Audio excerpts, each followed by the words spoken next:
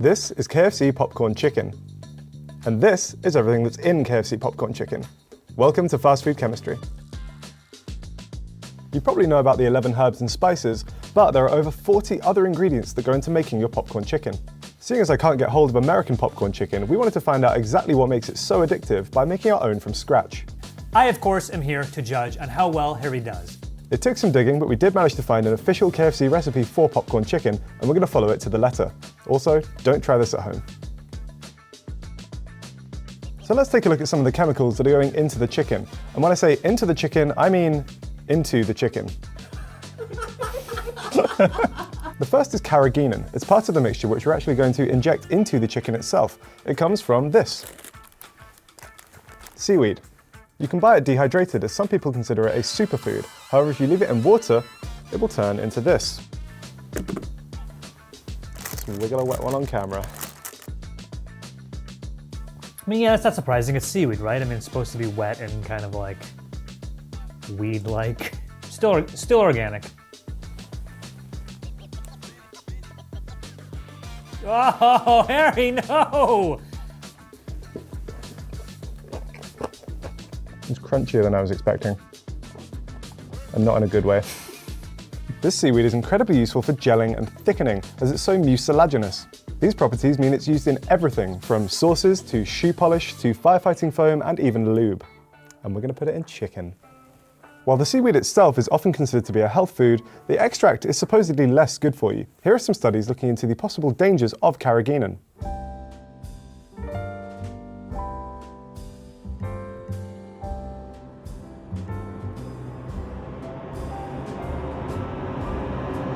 It traditionally comes in 2 or 3 different types: iota, kappa, and less commonly lambda. Each of them have slightly different properties.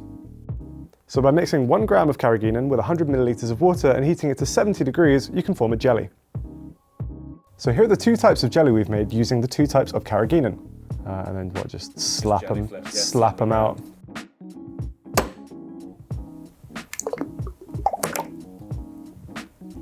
I really hope you got the sound on that, because that was incredible. The kappa one seems to be a lot sturdier and also slightly cloudier in color, whereas the iota one is the opposite. It's a little clearer and it's also extremely liquidy. I feel like I've just delivered a baby. Then we have sodium caseinate, which is another texture-altering substance and protein supplement. It comes from milk curds and is the thing that makes cheese stringy. Before synthetic PVA took over, casein glue was used for a lot of things. It was even strong enough to hold World War II fighter planes together. We're going to try and use it to stick these 2 pieces of wood together. It's already pretty sticky. It's well and truly stuck to the spoon. I really can't, I don't think I've ever felt anything like this, to be honest.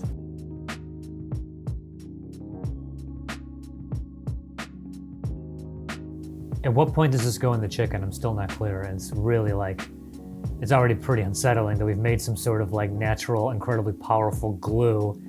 And we all know the real test as to how sticky something is.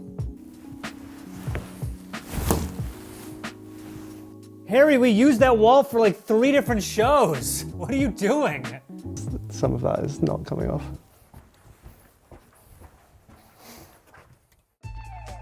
And the chicken ingredients are as follows. Chicken breast with rib meat. Contains up to 25% of a solution of water, seasoning, which is soy protein concentrate, salt, modified food starch, carrageenan, onion powder, dehydrated chicken broth, and spice extractives, and sodium phosphates. That means that up to 25% of your chicken is actually just water and seasonings. If you go for the chicken strips, that can be up to 45%. KFC doesn't specify exactly how it gets the solution into its chicken. However, we did find out how other companies do it, and it's something which I think you will need to see. This is the Schroeder IMAX 350 meat injector, which might be one of the most upsetting things I've ever seen.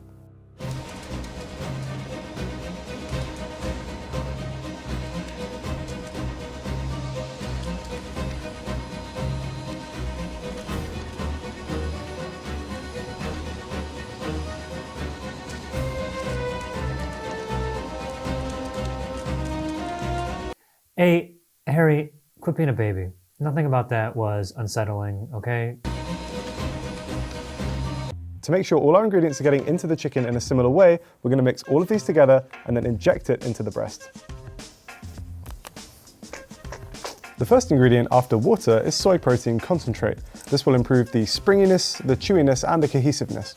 Then we have a series of thickeners and flavorings. That's seaweed we talked about, which helps the chicken absorb more water, and some dehydrated chicken broth. We want to make sure we're following the ingredients exactly, so what we're going to do is take some chicken, make a broth, dehydrate it, rehydrate it, and then put it back into the chicken. Once again, we're not doing this in a kitchen, we're doing it in an office for some strange reason. The final ingredient is sodium phosphate, or the bowel cleanser that we mentioned earlier. Why say bowel like that? Bowel. How do you say bowel? Bowel. Bowel. In this case, it's used to emulsify this delicious jelly mixture, which we're going to inject into our chicken. Okay, this is getting injected. It looks like you've just taken chicken and blended it. Shout out to the IMAX 350. We're doing the best we can. Oh, the noise.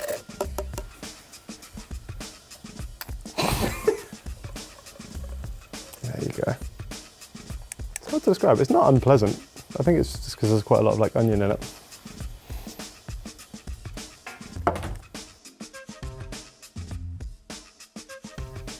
Come on, inject it. Let's go! Oh, look at it. Can you see that? Little bubble. That is disgusting.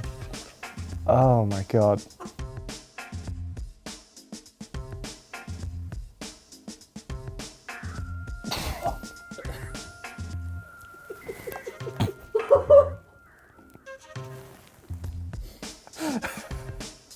What are we doing?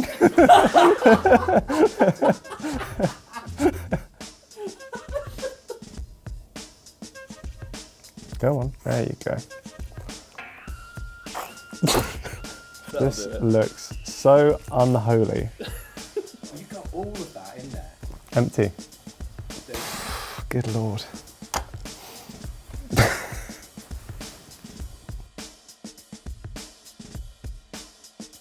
Hey man, people inject meat with stuff to make it taste better. This is common sense, so none of this has surprised me. I didn't think that footage was that upsetting at all. Basically 2 fluid ounces of fluid. I didn't think that chicken as a kind of solid material would have the room in it to accept 2 ounces of fluid. Obviously we've had some overflow here, but a shocking amount of that has gone in. Replacing with the water, buddy. Come on, we went over this. Out with the water, in with the flavored goo. So our injected chicken breast has now been resting in the fridge for 1 hour, along with the other chicken breast which we left untouched. And we just want to show you the size difference because it's pretty wild. It's just massive. The size of it is huge. It's gained quite a lot of volume thanks to the injections. Wow, that's interesting. It absorbed that stuff like a sponge. It's like twice as big now. I think I just found a hack for cooking at home, man. I started injecting it with stuff. And the breading ingredients are as follow: enriched wheat flour, niacin, reduced iron, sodium bicarbonate, modified food starch, autolysid yeast extract, monocalcium phosphate, and corn syrup solids. Breading, baby, let's go! Now there are 2 incredibly similar lists here because KFC pre-dusts its chicken with a slightly different recipe. They both have a lot of flavouring agents, enriched flour, and leavening agents to help make the breading rise. There are 2 small differences between the coatings. The first has some more of that dehydrated chicken broth we made, as well as some autolyzed yeast extract. This is yeast that's been broken down, usually by heat, and is used as a kind of cheaper substitute for MSG. It's also a key ingredient in a British favourite, Marmite. There is one item that we couldn't get our hands on exactly, and that's monocalcium phosphate. Calcium phosphate comes in 3 different varieties: mono, di, and tri. These are all pretty common additives in food, the only difference being the phosphorus percentage. Instead of monocalcium phosphate, we got dicalcium phosphate, which in the UK tends to be used as a horse supplement. The only downside is that it comes in this handy 4 kilogram tub, of which we need 1 gram. 4 kilograms? Nothing makes food taste better than liquefied horses, is how I understand what a horse supplement is. Don't correct me.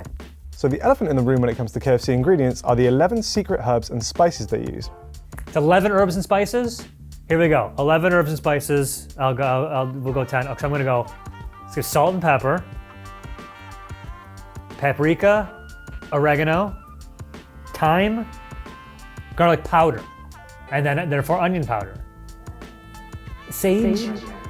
Oh yeah, cayenne pepper. Good. We'll put it in there because we can't even think of like 11 at all. So okay, we need 2 more. Mustard? What do you think about mustard? Coriander? Let's go coriander. While KFC, of course, refuses to disclose the exact herb and spices used, a nephew of Colonel Sanders a few years back discovered an envelope with a recipe written on it. This included not only the spices, but also the quantities used by KFC.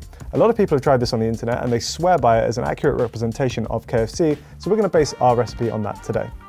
The spices in order of amounts are paprika, white pepper, garlic salt, ginger, mustard, black pepper, celery salt, salt, thyme, basil, and oregano. Holy we were like really close.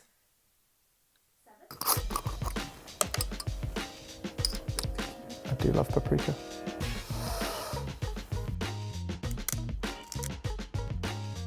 The Colonel doesn't want you to know.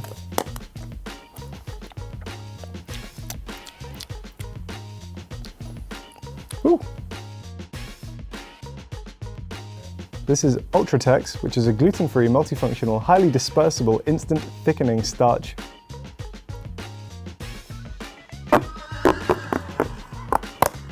Smells like a stable.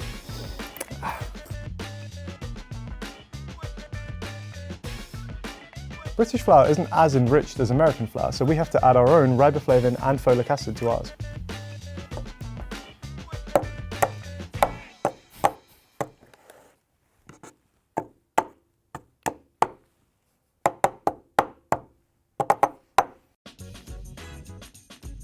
The batter contains water, enriched bleached white flour, which is niacin reduced iron, thiamine mononitrate, autolyzed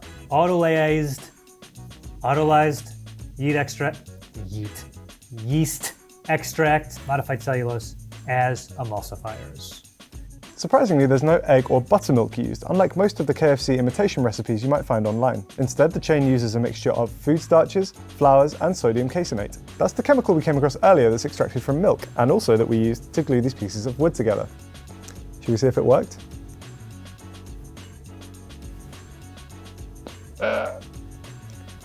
Leon talks a big game with these things. No, I might have to use a tool though.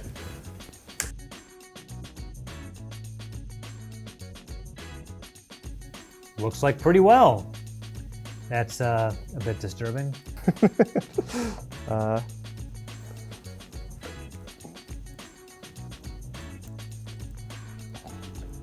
Getting there.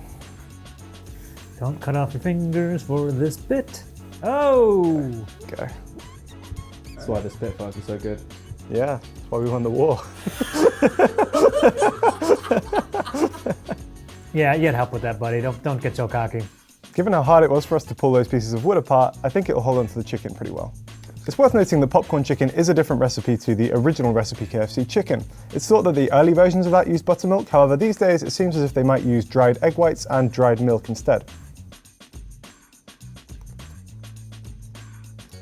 If the roles were reversed for this this show, this would be a much different show. If I had to do this, holy crap, this would be the most out of control, poorly made meal you've ever seen. I used to have the same exact deep fryer, and as Harry is about to find out, it is such a pain in the butt. Wait for it to cool down and then like walk it over to the dumpster. It was an apartment, so like it was a whole thing. Like, what do you do with all that oil once you're done cooking? So this is what we're aiming for. This is popcorn chicken in the UK. As you can see, it's a really small piece of chicken, quite a thin layer of breading around the side, and yeah, a nice kind of golden brown color on the outsides. We've taken a look at popcorn chicken in the US, and it kind of looks maybe a little bit bigger and also maybe a little bit craggier on the outside when you get those lumps of flour during the frying process. Looks bigger. Also, craggly. Totally a word. I'll start by cutting our injected chicken into popcorn chicken sized pieces. I feel like these sizes are gonna be wildly inconsistent. I've just gone straight through a pocket there, look at that. Took them off on the knife. I'm going for a little bit bigger than the ones that we found in the UK, just because I think A, it'll make a tastier end result, and also B, I think it'll be closer to the American one. Now that we have our chicken pieces, we're going to put them in the pre-dust, the batter, and then the breading. It's the whole the wet hand, dry hand approach. Right.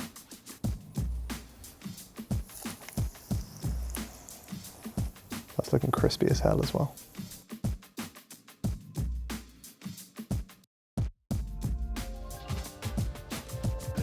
Yeah, it's so stressful to watch. I hate it.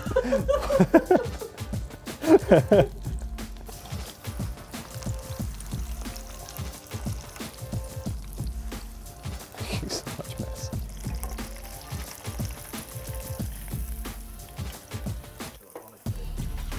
These are banging. Yeah, those look really good. Have fun cleaning that deep fryer. These are just like, yeah, just slightly bigger. That one's pretty good. Small boys. A couple of the big lads at the back. So there we have it. We've made popcorn chicken.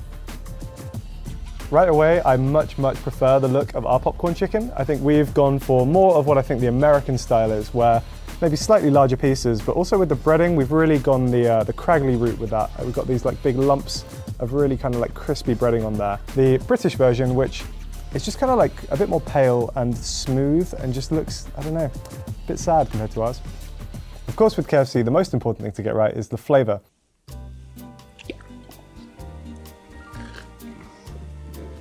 I think I actually might prefer the taste of our one. I think with the UK one, the predominant taste I got was salt and not too many other spices going on. Whereas with ours, I definitely got some of the paprika, I definitely got some of the pepper, I still got the salt, which is what you look for. And yeah, I think there's just a lot more going on. It's a little bit more complex and just very nice. Although the UK version looks more appetizing, the challenge was to make it as close to the KFC popcorn chicken as possible. So for that, I'll give the guys, I'll go B-. Go B. I'll be generous, B. Do ours look closer to American popcorn chicken? Let us know in the comments. Ours is better. Don't taste of anything. It's just salty.